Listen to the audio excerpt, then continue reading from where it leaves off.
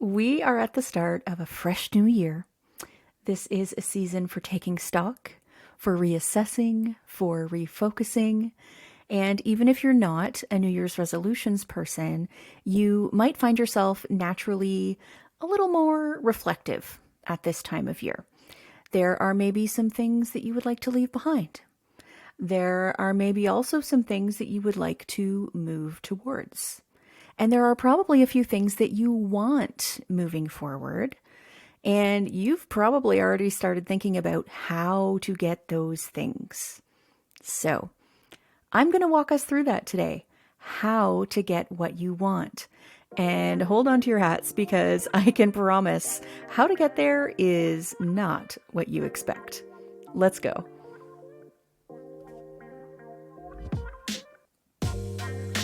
Welcome to Careergasm. This is a place to help you find your way to feel good work.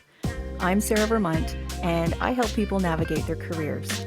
I'm a career coach, best-selling author, and my work has been featured at places like Forbes, Fortune, Inc., Entrepreneur, and Fast Company.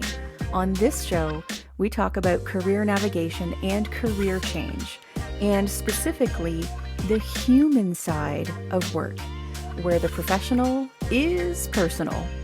We have heartfelt, nuanced conversations about navigating your career, including all of the squishy feelings that come along with being a human at work. Thanks for listening. I'm glad you're here. I'm going to start today by telling you a secret. One of the best kept secrets out there is that career navigation is actually an inside job. Of course, yes, there are, moves to be made, actions to be taken in the real 3D world, but the important stuff, the stuff that actually lines up all of the dominoes in your favor, is the stuff you do inside to make all of that outside stuff happen, to allow all of that outside stuff to happen. And that is good news. The good news is the answers are inside, which means you have the capacity to access them. But the good news is also the bad news. The good news is that the answers are inside, and the bad news is that the answers are inside, which means we can't look too far outside of ourselves for instruction. We gotta look inward as we're going after the things we want. And so if all of this is sounding very abstract at this point, let me make it practical for you. Today, we are going to look at 5 very important questions to ask yourself that will help you get what you want. And of course, here we're talking about career stuff, but you can apply these questions to any area of your life. If there's something you want in your career, these questions will help.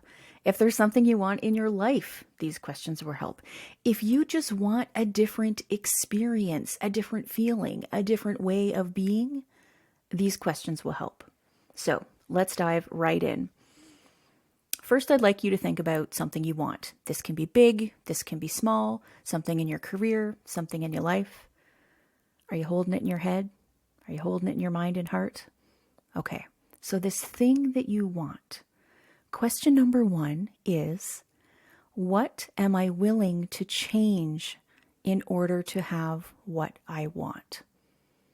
What am I willing to change in order to have what I want? Usually there's this gulf between the way things are now and where it is we want to go. Sometimes it's a small little puddle, sometimes it's a big gulf, but there is some distance between where you are now and where you want to be. And the way to cross that distance is to figure out what changes can be made to help you get a little bit closer to that final destination. And so this question, what am I willing to change in order to get what I want, is empowering for 2 reasons. It helps you think about some of the necessary steps to get there, but also it focuses on willingness. Notice I didn't ask you the question, what do I need to do to get what I want? I said, What am I willing to do? What am I willing to change in order to get what I want? There's something about framing this around willingness and not necessity that is far more empowering, because there might be some things that you think are required to have what you want, but you're just not willing to do them. And so what happens when you're in that place is you just end up in paralysis because you can't make a move. But if you ask yourself, what am I willing to change in order to get what I want? All of a sudden, you don't necessarily think about what other people are doing to have this thing, what someone else might suggest you change. You start thinking about what you're actually willing to do. And that is a really lovely, empowered place to start. So for example, let's say you're someone who wants more space, more openness in your life. And there are a ton of different ways that you could perhaps explore creating more space for yourself in your life if you have a very hectic, chaotic life. But when you ask yourself, what am I willing to change? All of a sudden, that helps you take a few options off the table that wouldn't feel good and maybe keep a few options on the table that you would consider. So it tailors your experience. It changes the framing to your willingness to actually engage with something. And that's the kind of thing that will actually help you move forward. So, what am I willing to change in order to get what I want? Okay. Here's question number 2. What am I willing to release or soften in order to have what I want? So you see how this question here, this one has some undoing, unlearning energy. When I work with people on career changes, one of the biggest parts of the personal development side that we work on is gently softening some of the things that are getting in their way. Some habits, some fears, some ways of being, some of the mental stories. And so as they go through this process, going after the things they want, they're also working on releasing and softening some of the things that are getting in their way. So a great question to ask yourself is, what are some of the things that I can control that are within me that I sense are getting in my way around this thing that I want? And of those things, which of those things am I willing to release or soften? Now, it's not like flipping a switch, but you can set an intention to work on some of that stuff. So for example, perhaps there's a big project you want to move forward with. Maybe you want to write a book. Maybe you want to start a business. But you can't move forward because maybe you struggle with some perfectionism. You can't move forward because maybe you're not good at trying things if you're not sure if you're going to be good at it. Do you see how some of these things could potentially get in your way when you're trying something new? So it's really helpful to examine some of those things that we do, our regular stumbling blocks that we seem to encounter all of the time. Which ones do you encounter most typically? And is there one or two of them that you're willing to release or soften so that you can get a little bit closer to what it is you want? Question number 3. What am I willing to step into or take on or try in order to have what I want? This is sort of the flip side of the previous question. You know, releasing and softening is about not doing or curbing. And this one is really all about action. It's about stretch, maybe moving out of your comfort zone. And so it's a really important question to ask. What am I willing to step into? What am I willing to try, even if it makes me uncomfortable? Even if I'm a little bit out of my regular way of being, even if I'm not sure how this thing is going to go? Is there something I need to try and perhaps risk being bad at the beginning in order to move closer to the thing I want? Now, these could be big things. These could be small things.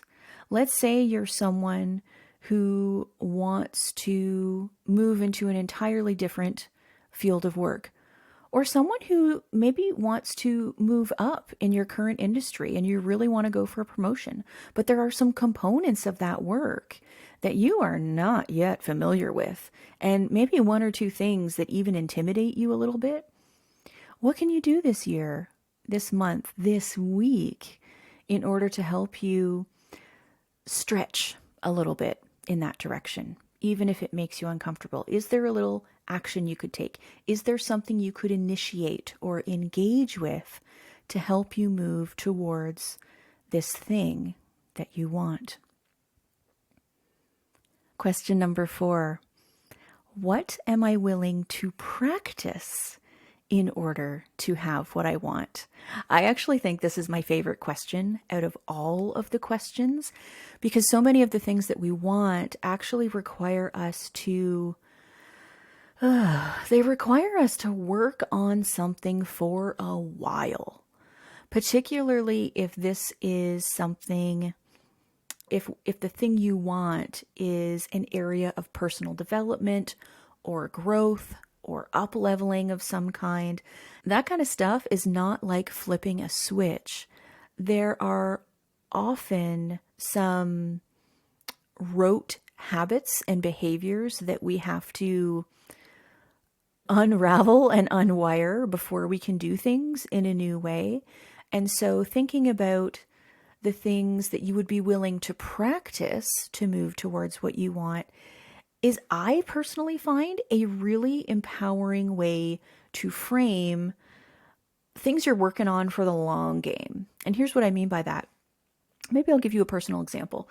So one of the things I'm personally working on is trying to make better, more intuitive decisions, not just the big ones, but like day to day. I'm pretty good at using my intuition to make big decisions, actually, but not so much for navigating my day-to-day life. I tend to get an idea of what I think I'm going to do, and then I just sort of like follow the script for the day, which is fine some days, but some days it means I'm pushing through things when my energy isn't quite right. For example, last week there was a project I really wanted to work on and I had in my calendar to work on. This was just a personal deadline, so I wasn't accountable to anyone else. But I got to those 2 days and I was effing exhausted. And I knew that if I pushed myself to do that particular project on those 2 days, the end result would be kind of shitty, actually. Like, it was something that I was going to be making to share with other people in my community. And I know from experience, unfortunately, that when I push myself to make something because of an idea I have in my head that it needs to get done on a certain day, it's not quite as shiny. It doesn't land quite as well for people. And so I would like to not do that so much, not just for the people I serve, but for myself. Like, it would be nice to go through my days feeling like I have a little bit of flexibility and I can trust the way I feel to guide the particular types of things I'm working on. And listen, some days you can do that, some days you can't. If I've got a full day booked with clients, I'm not going to just say, adios, I'm not feeling it today. I'm going to show up. But on those more flexible days, I would like to listen to my intuition more. And specifically, what I'm currently working on, been doing it for about a month and a half. It's hard, but it's coming along. I'm actually trying to, gosh, how can I put this? I am trying to let my body have a seat at the table. Like, my actual physiological reactions and my energy levels, I'm trying to let that help me decide what to do, what to work on, and how to respond and move through my days when I have the flexibility to do so. And so what I've noticed over the past month or so is I am getting a little more practiced at noticing how I feel physically and making decisions based on that. And because I'm doing that, I'm also paying attention to what I need physically in order to feel better and more energetic. I might notice like, hey girl, it's like 4 p.m. and you hadn't had a glass of water today. Maybe that's a good idea. So this noticing that I'm doing is something that I am practicing.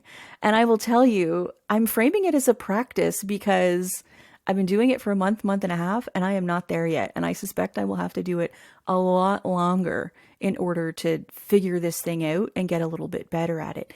But it means that because I'm framing it as something I can practice, that every time I get super frustrated, I can easily reframe that frustration as, oh, you're frustrated about something right now, or oh, you're feeling draggy right now. That means it's probably a really good opportunity to practice this thing that you want to try doing.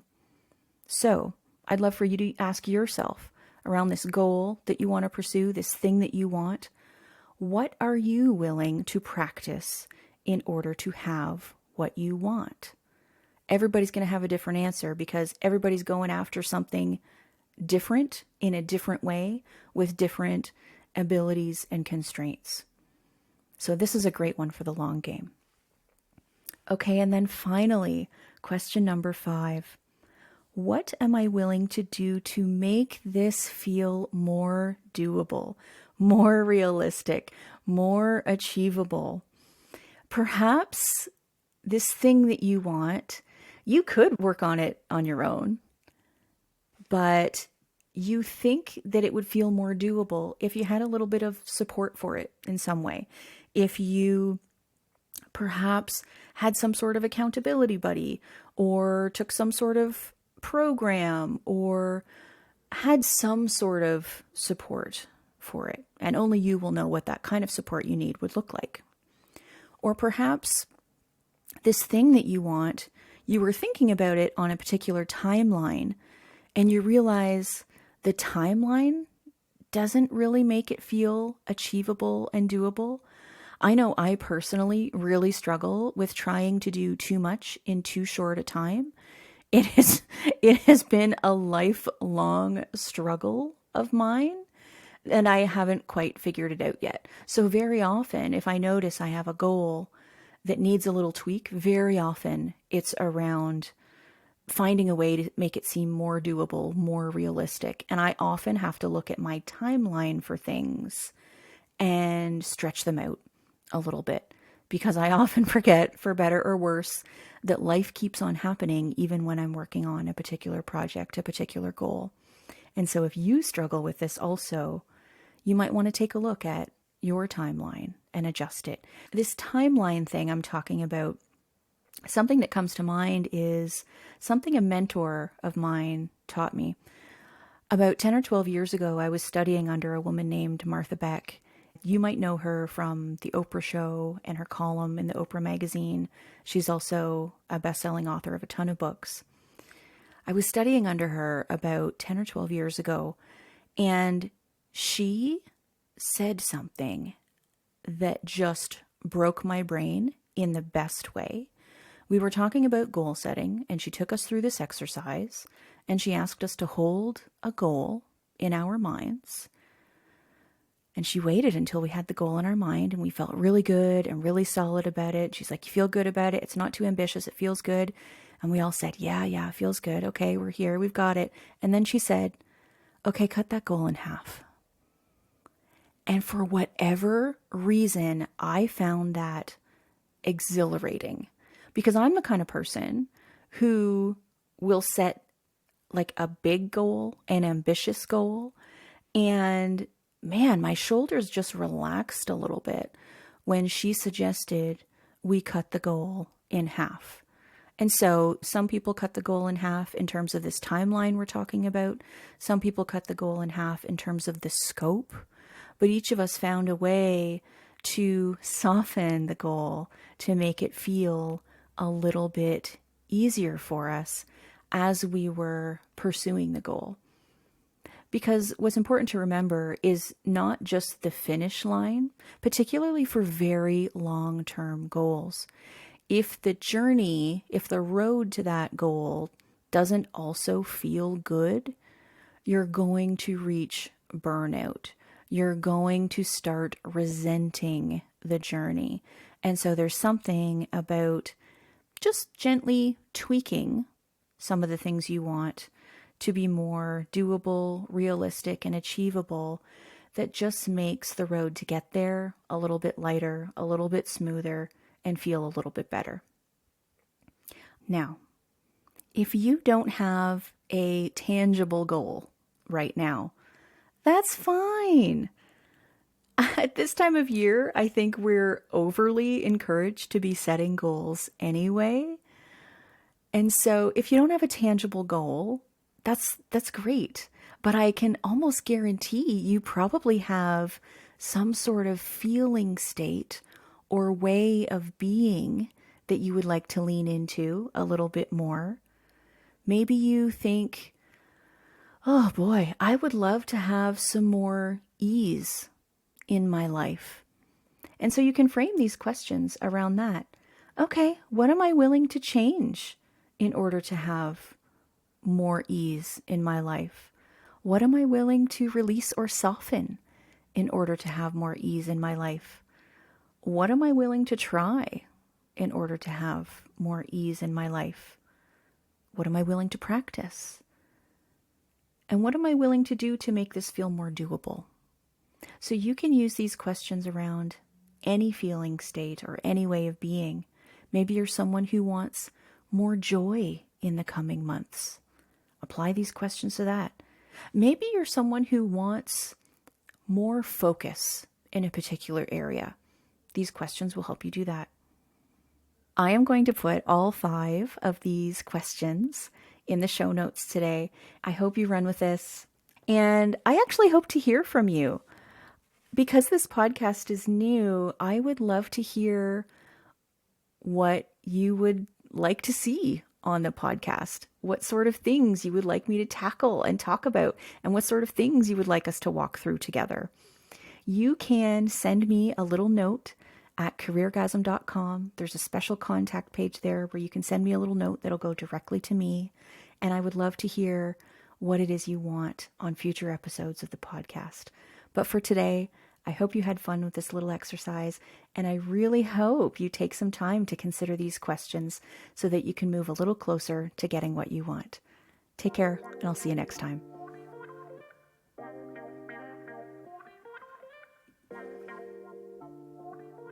Hey there, I'm still here. You know how at the end of literally every podcast you listen to, they ask you to subscribe and rate and review? That's what I'm doing.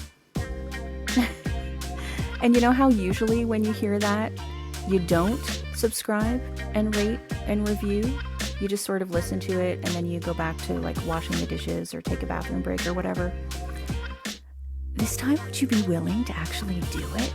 Would you maybe scooch on over to the little place where you can click the 5 stars and click 5 stars for me? If you're not up for writing a review, that's fine. That takes time. But clicking those 5 stars is really, really easy. So if you'd be willing to do that, I would super appreciate it. Thanks for listening. I'll see you next time.